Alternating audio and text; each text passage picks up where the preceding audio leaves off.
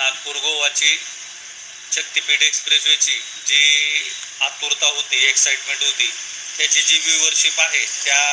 मानाने हळूहळू आपण पाहत आहोत की लोकांमध्ये जनजागृती, परत काय म्हणू शकतो आपण त्याला की प्रचार प्रसार आणि प्रबोधन हे काम आपण जे हाती घेतलेलं आहे याच्यामध्ये आपल्याला बरंच यश मिळत आहे. मंत्रालय देखील SOP म्हणजे स्टँडर्ड ऑपरेटिंग प्रोसिजर्स म्हणजे ज्या काही कायद्यांनी दिलेल्या असतात तर त्या थोडंसं दोपटगाईने ढकलायचा प्रयत्न असतो, तर त्याबद्दल देखील त्यांचे दिशानिर्देश आहेत. महाराष्ट्रात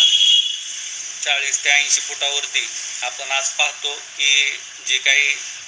कुटुंब पद्धती आहे किंवा जुन्या काळी जे जमिनीचे पट्टे होते